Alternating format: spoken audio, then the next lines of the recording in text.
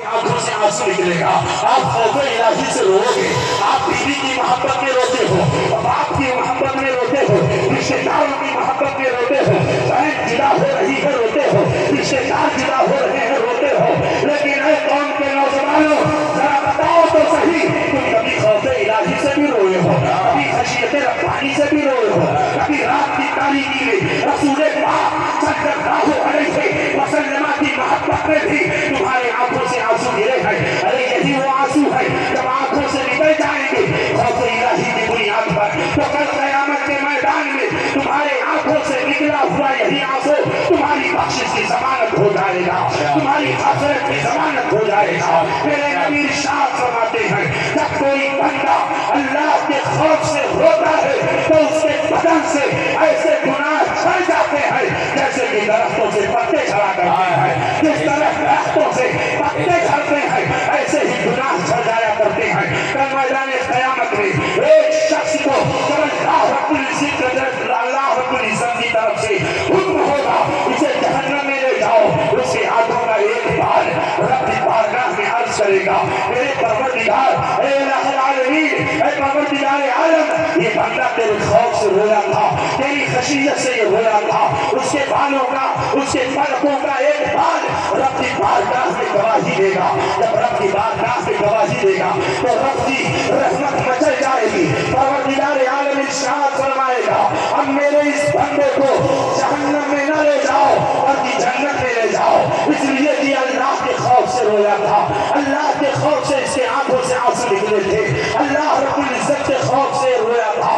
حضرت جبریل امین میدان محشر میں اعلان کریں گے, اے لوگوں, تھوڑا بندہ اللہ کے خوف سے رونے کی وجہ سے اسے بخش دیا گیا اور جہنم سے آزادی کا پروانہ دیا کر کے اسے جنت میں داخلے کا حکم آ گیا. آپ اندازہ لگائیں, اس نظامی میں شرکت کرنے والے لوگوں, یہاں سے پیغام خوف الہی کا لے کر کے جاؤ. بھائی بھائی کا حق مار رہا ہے, کوئی خوف نہیں, غیبت کر رہا ہے, کوئی خوف نہیں, سوشل میڈیا پر فوج مواد ڈال رہا ہے, کوئی خوف نہیں ہے, بھائی بھائی کا حق مار رہا ہے, کوئی خوف نہیں ہے, جھوٹ برسر آپ بول رہا ہے, کوئی خوف نہیں ہے. آپ یہاں سے پیغام لے کر کے جاؤ, ہم کبھی اپنی زبان سے جھوٹ نہیں بولیں گے, ہم کبھی غیبت نہیں کریں گے, ہم ہمیشہ کیسے ہی اذان ہوگی ہمارے محلے کی مسجد سے ہم اپنا سب کچھ چھوڑ کر کے کھیت میں ہے, کاروبار میں ہے, دکان میں بیٹھے ہوئے ہیں, مکان میں بیٹھے ہوئے ہیں, سب کچھ چھوڑ کر کے ہم مسجد میں جائیں گے, اپنے رب کی بارگاہ میں سجدہ بندگی ادا کریں گے, رب کی بارگاہ میں اپنی پیشانی کو جھکائیں گے, نماز ادا کریں گے. ہماری آنے والی زندگی تقویٰ سے عبارت ہوگی, ہماری آنے والی زندگی طہارت کے ساتھ گزرے گی. ہم اپنی نگاہوں سے, ہم اپنی نگاہوں کو کبھی ناپاک نہیں ہونے دیں گے. ہماری نگاہوں میں تقویٰ ہوگا, ہماری زندگی میں تقویٰ ہوگا, ہماری صبح میں تقویٰ ہوگا, ہماری شام میں تقویٰ ہوگا, ہماری تجارت میں تقویٰ ہوگا, ہماری زندگی میں تقویٰ ہوگا, ہمارے معاملات میں تقویٰ ہوگا. جب ہم تقویٰ کے ساتھ زندگی گزاریں گے, خوف الہی کے ساتھ زندگی گزاریں گے, تو آج دیکھو سرکار حضور صوفی نظام الدین حضور خطیب البراہیم علیہ رحمت و رضوان پوری زندگی اللہ سے ڈرتے رہے, اللہ کا خوف اپنے دل کے اندر بساتے رہے. اتنا خوف تھا کہ عمر دو بھائی سب زمین پر جب ایک رجسٹرار جو اس وقت لیڈی تھی, عورت تھی, وہ جب آئی ملنے کے لیے تو خوف الہی کی بنیاد پر, خشیت ربانی کی بنیاد پر, شریعت مطہرہ کی پاسداری کی بنیاد پر آپ نے فرمایا میں اس سے نہیں مل سکتا ہوں, میں عورت سے ملاقات نہیں کر سکتا ہوں. اس عورت نے تعجب کیا, یہ کیسے پرنسپل ہے, یہ کیسے صدر مدرس ہے جو کسی عورت سے ملتے نہیں ہے. اللہ اکبر. سرکار حضور صوفی نظام الدین علیہ رحمت الرضوان اوپر کمرے میں دوڑ کر کے چلے گئے, اوپر کمرے میں دوڑ کر کے چلے گئے اور نگاہوں کو بند کر دیا کہ میری نگاہ کسی غیر محرم عورت پر نہ پڑے. اے قوم کے نوجوانوں, تمہاری نگاہ جب راستے سے گزرتے ہو, مارکیٹ سے گزرتے ہو, تمہاری نگاہ غیروں پر پڑ رہی ہے, نگاہوں میں ناپاکی پیدا ہوتی ہے, ذہن و فکر میں ہم اس کے خیالات پیدا ہوتے ہیں, اے جانی کیفیت پیدا ہوتی ہے, اور نہ جانے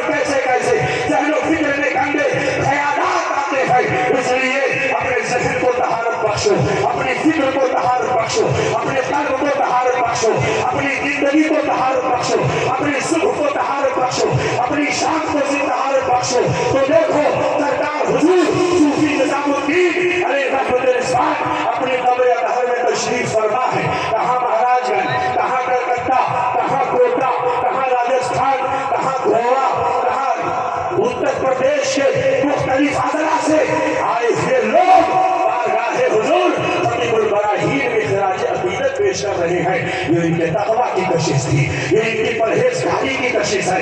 آج ہم ان کی بارگاہ میں آئے ہوئے ہیں تو حلوہ پراٹھا کھانے کے لیے نہیں، صدری خریدنے کے لیے نہیں، ٹوپی خریدنے کے لیے نہیں. آج کچھ لوگ عرس میں آتے ہیں، چلیں گے ٹوپی خریدیں گے، چلیں گے حلوہ پراٹھا لے کر کے آئیں گے، چلیں گے ادھر ادھر گھومیں گے پھریں گے، صرف لوگوں سے ملاقات ہو جائے گی. آپ عرس میں آئے ہوئے ہو، یہاں سے ایک پیغام لے کر کے جاؤ، جو پیغام ابھی مختلف علماء کرام نے پیش کیا ہے اور ابھی آنے والے علماء میں مختلف شخصیات، علمی آور شخصیتیں یہاں پر ملک و ملت کی عظیم شخصیتیں تشریف فرما ہیں. وہ اپنے پیغامات آپ تک پہنچائیں گے اور ان پیغامات پر آپ کو عمل کرنا ہوگا. اور آپ آنے والے سال جب عرس نظامی میں آؤ تو یہ تصور اور یہ خیال کہ ہماری یہ زندگی آنے والے عرس میں اور بہتر سے بہتر ہوتی جائے گی. نماز نہیں پڑھ رہے ہیں، اب جائیں گے تو نماز بھی پڑھیں گے، اب جائیں گے تو نگاہوں میں تقویٰ بھی ہوگا، اب جائیں گے تو نگاہیں جھکی رہیں گی، اب جائیں گے تو کسی کی غیبت نہیں کریں گے، اب جائیں گے تو اپنے بچوں کو دینی تعلیم سے آراستہ کریں گے، اب جائیں گے تو اپنے بچوں کو قرآن پڑھائیں گے، اب جائیں گے تو ہماری زندگی تقویٰ اور طہارت سے مزین ہوگی.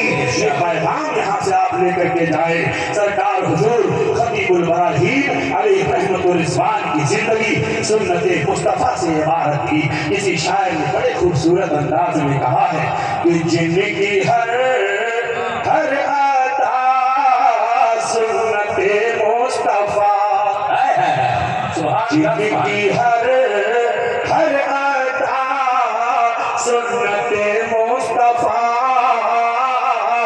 ایسے مرشد پر حق پہ لاکھوں سلام، لاکھوں سلام. فلا تخشوا الناس واخشونی، لوگوں سے نہ ڈرو، اللہ سے ڈرو. جب اللہ کا خوف دل کے اندر بساؤ گے تم حکومت سے نہیں ڈرو گے، اقتدار سے نہیں ڈرو گے، کسی بڑی چیز سے تم نہیں ڈرو گے. سب سے زیادہ جو اپنے دل کے اندر خوف الہی بسائے گا اللہ کا قرب سے سب سے زیادہ حاصل ہوگا. انما ان اکرمکم عند اللہ اتقاکم، تم میں سب سے زیادہ معزز، سب سے زیادہ محتشم اور سب سے زیادہ مکرم وہ ہے جو سب سے زیادہ اللہ سے ڈرنے والا